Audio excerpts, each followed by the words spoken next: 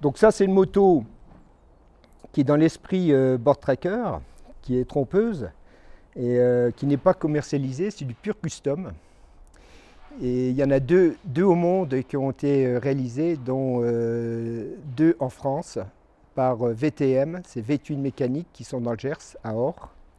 Il y a Buck, le patron, qui en a fait une rouge à 1200.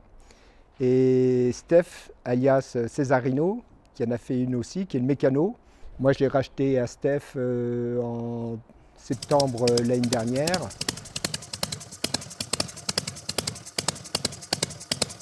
Qu'est-ce que c'est un Board Tracker? C'est une moto qui est roulée sur des pistes de board track. Board track, c'est la traduction littérale, c'est circuit sur lame de bois ou planche de bois. Donc ça date, ça a plus de 100 ans, ça a commencé en 1909 et ça a duré jusqu'à 1922.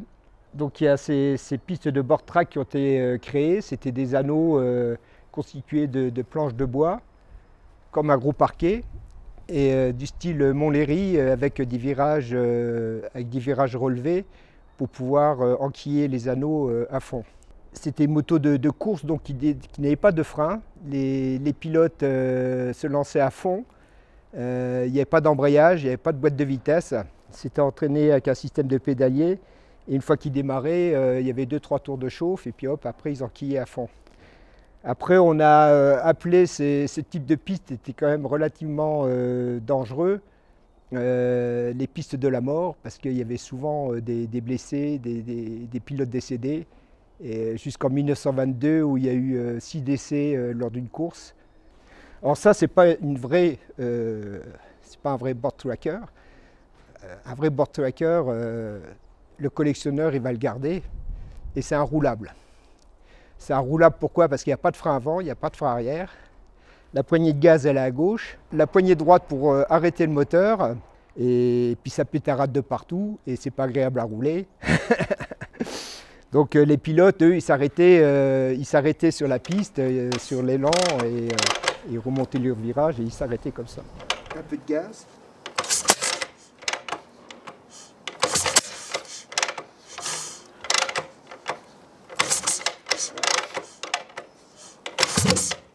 Oh, ouais.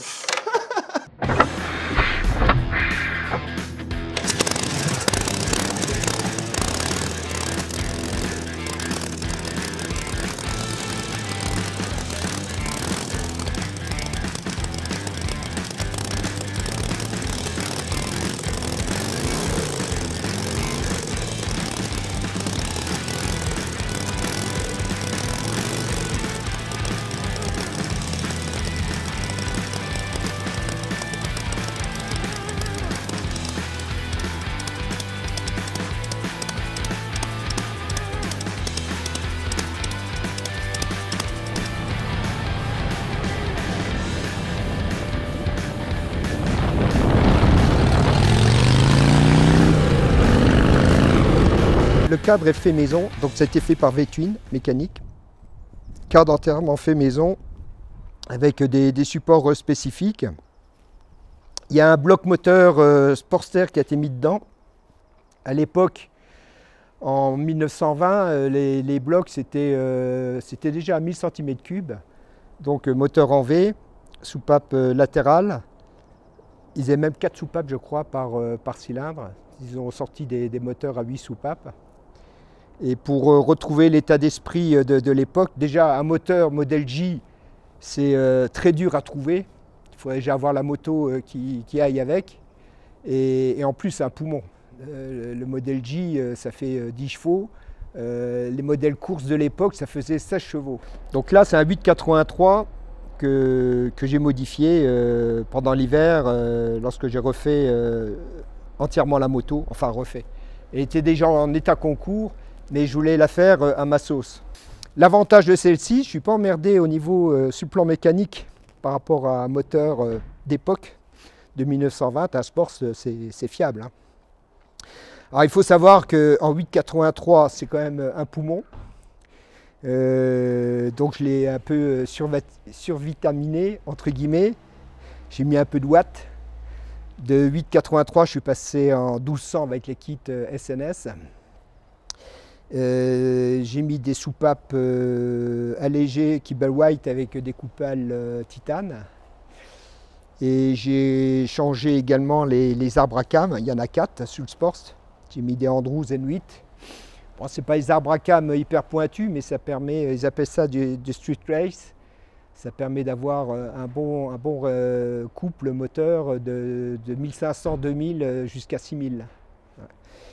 Et ben, le carbu, ça c'est un modèle carbu, hein, parce que les injections, ça a apparu en 2007. Le moteur là, il est de 94. Normalement, c'est le Kein CV. Et là, c'est un carbu un peu plus ancien, qui est le modèle Butterfly, qui équipait les modèles Chevelle de AMF. Ben, les caches culbus d'origine ont été remplacés par des modèles style Panhead. C'est exotique.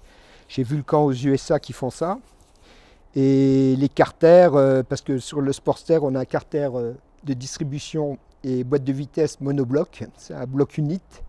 J'ai coupé les carters aux limites des plans de joint pour faire croire que c'est une boîte séparée. Et en rajoutant un cover style Knucklehead, Panhead, c'est un cover de chez EMD. Comme le démarreur a été enlevé, et les Sports qui sont tous équipés d'un démarreur électrique n'ont pas de kick. Donc là, il y a un kit kick qui a été mis en place. Ben ça, c'est VTM qui l'avait déjà fait.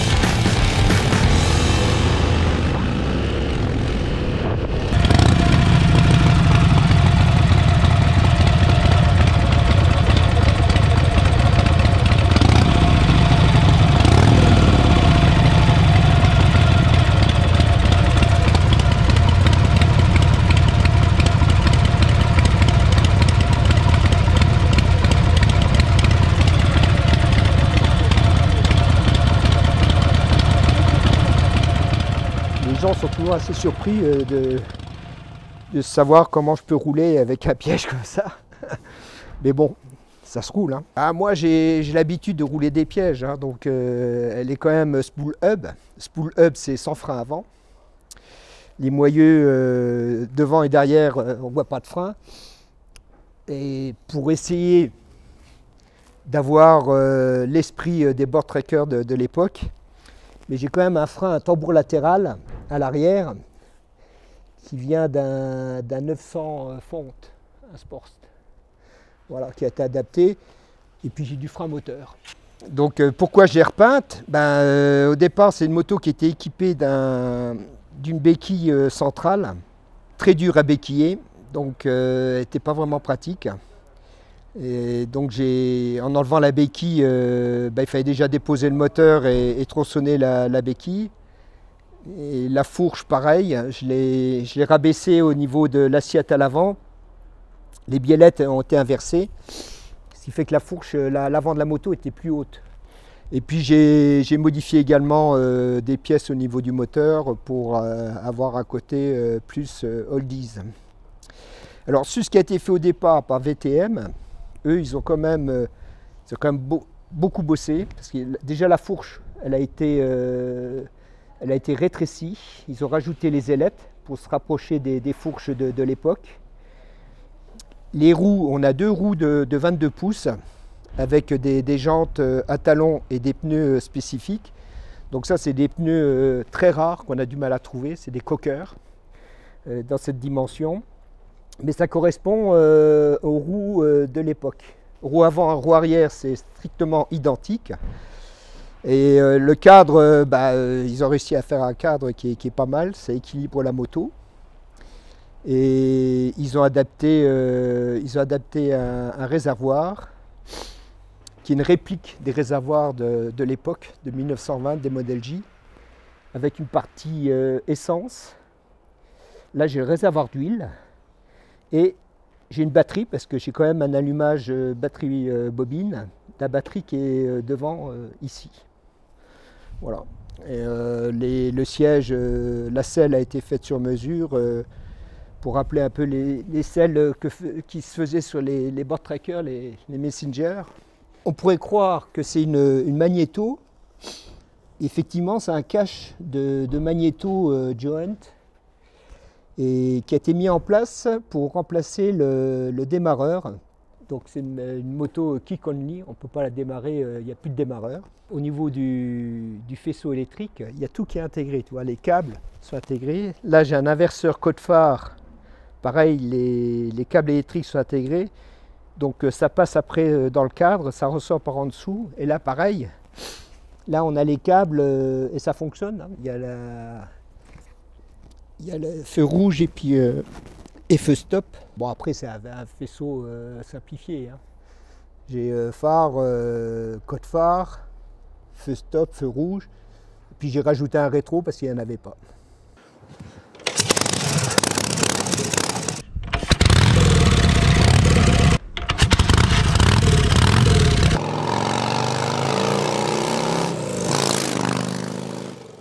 À chaque fois, je suis obligé de faire des petites sorties parce que je me suis rendu compte que j'étais vite sous la réserve. Et par curiosité, j'ai mesuré la capacité du réservoir, ça fait 6 litres. Donc tu vas pas loin. Mais de toute façon, au bout de 20 bandes, tu as mal au dos, tu ne sais plus comment te mettre, tu as une position à la con et voilà. Donc merci les Limbago. Mais au niveau tempérament moteur, ça n'a plus rien à voir par rapport au 883. Je retrouve un peu l'allonge d'une Triumph.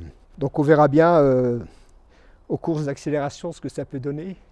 Bon, le problème après, ça va être l'adhérence par rapport aux pneus qui sont un peu light. Mais bon. Et je les aime bien toutes mes motos. Donc, et puis elles sont différentes et puis j'ai du plaisir sur chaque moto.